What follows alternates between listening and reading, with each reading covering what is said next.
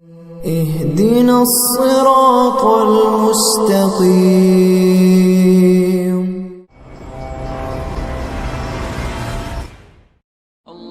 Video کے نیچے subscribe کے بٹن پہ کلک کریں، بیل کے آئیکن پہ کلک کیجئے تاکہ ہر نئی ویڈیو کی نوٹیفیکیشن آپ کو مل جائے۔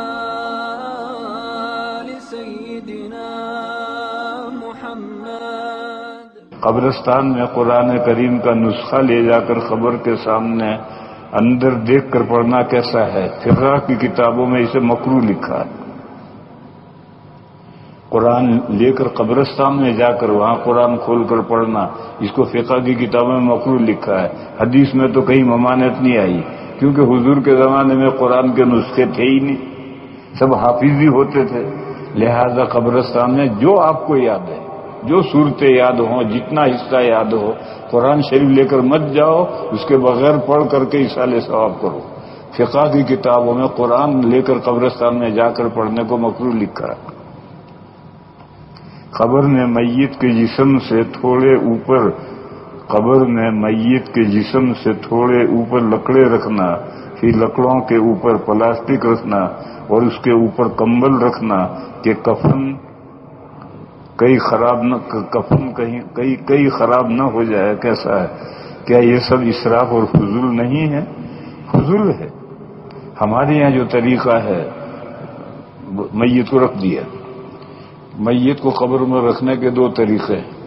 ایک طریقہ ہے بگلی بنا کر کے میت کو یوں لٹایا اندر اور لٹا کر کے یوں کھڑا کر دیتے ہیں اور پیچھے اینٹیں رکھ دی۔ اب یہ کھڈا ہے، یہ مٹی سے بھر دو۔ ایسا مدینہ منورہ میں ایک جنازہ دفن کرنے کے لیے میں بقی میں گیا تو وہاں یہی طریقہ ہے۔ انہوں نے وہاں ہم نہیں اترتے، جو میت کے ساتھ ہوتے وہ نہیں اترتے، جو قبرستان میں ملازم ہیں وہی میت اتارتے ہیں۔ تو انہوں نے میت اتار کر نیچے رکھی اور رکھ کر یوں کھڑی کر دی اور پیچھے اینٹیں رکھ دی۔ اور یہ وہاں ہوتا ہے جہاں زمین سخت ہے، جہاں زمین نرم ہے، دب بیٹھ جاتی ہے، تو وہاں قبر کھودتے ہیں، پھر بیچ میں ایک چھوٹی سی قبر کھودتے ہیں، بدیخ کہتے ہیں اسے۔ اس میں میت کو رکھ کر کے اس کا چہرہ قبلے کی طرف پھیر دیتے ہیں، پھر اوپر تختے رکھ دیتے ہیں اور تختوں میں جو درز ہوتی ہے اس میں درخت کے پتے توڑ کر گھاس لا کر کے اس میں رکھ دیتے ہیں، پھر اوپر مٹی ڈال کے بھر دیتے ہیں۔ دیوبند میں تو یہ طریقہ ہے، لہذا یہ سب کر رہے ہیں۔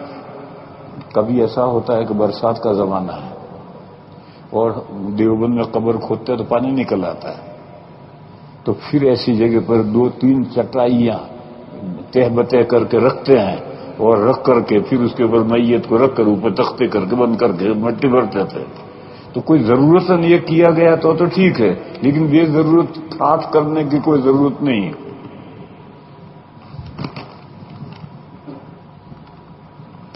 کیا میت کو دفن کرنے کے بعد اور مٹی وغیرہ ڈال دینے کے بعد شریعت میں کوئی عمل ثابت ہے؟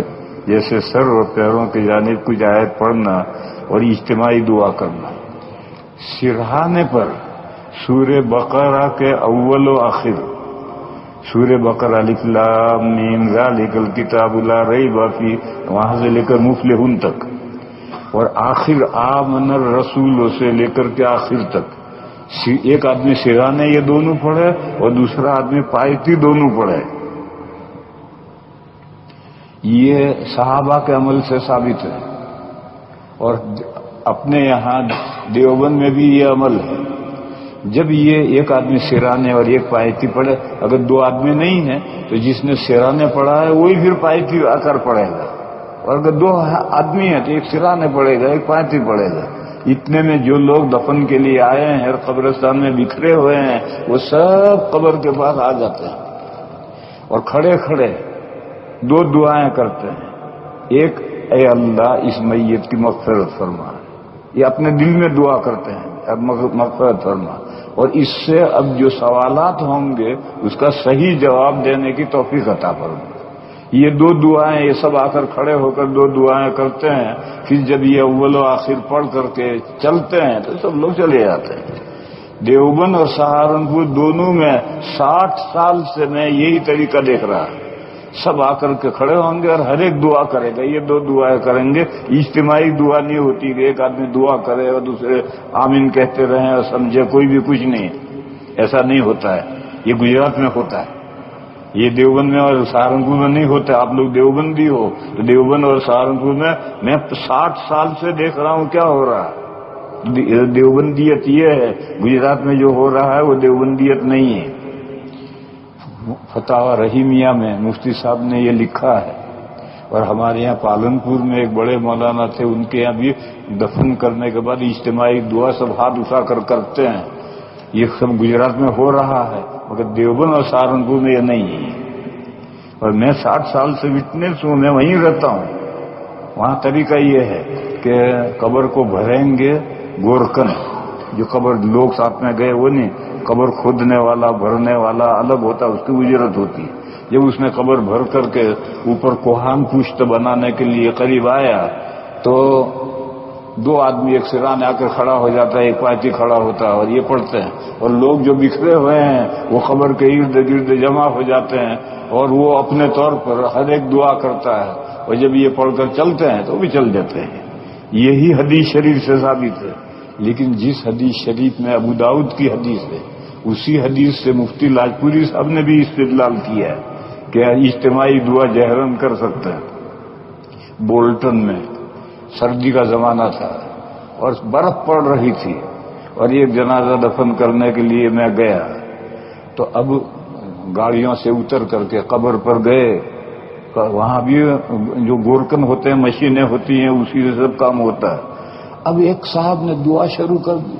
15-20 منٹ ہوئی, دعائی پوری نہیں ہوتی.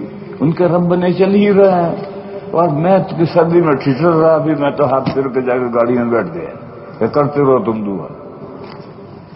اس لیے بھائیو دعا تو اتنی ہوتی, 2 ہی دعا کرنے کہ اللہ اس بندے کی مغفرت فرما اور اس سے جو سوال جواب ہوں گے اس کو صحیح جواب دینے کی توفیق عطا فرما. نبی ابو داؤد میں حدیث ہے, نبی پاک صلی اللہ تعالی علیہ وسلم ایک جنازے کی دفن سے جب فارغ ہوئے تو حضور نے صحابہ سے کہا, استغفروا لاخیکم وصلوا له التثبیت فانه الان یسأل. اپنے بھائی کے لیے دعائے مغفرت کرو اور اس کے لیے جو سوال جواب ہوں گے اس میں صحیح جواب دینے کی توفیق کی دعا کرو. تو اگر جہرن دعا ہے تو اس کو کہنے کی کیا ضرورت ہے؟ حضور ہاتھ اٹھا کر دعا کرتے جہرن اور سب لوگ آمین آمین کہتے. لوگوں کو یہ کہنے کی کیا ضرورت تھی کہ 2 دعائیں کرو؟ یہ کہنے کا صاف مطلب یہ ہے کہ جہرن اجتماعی دعا نہیں ہوگی. ہر آدمی اپنے طور پر میت کے لیے 2 دعائیں کرے گا. مگر گجرات میں ایسا چلتا ہے. اس لیے میں نے یہ اماموں نے بھی مسئلہ پوچھا تھا تو میں نے ان سے کہا کہ ایک دم مت بدلو اس سے جو چل رہا ہے, تھوڑے دن چلنے دو, ذہن سازی کرو, ورنہ یہ گجراتی بہت عجیب قوم ہے. فوراً امام سے چلتا کرے گی جاؤ ملساوان سے یہاں تھی جاؤ. ان کو شریعت سے زیادہ اپنا رواج پسند ہے. میں بھی گجراتی ہوں اس لیے گجراتیوں کا مزاج جانتا ہوں. ہمیں شریعت سے زیادہ اپنا رواج پسند ہے.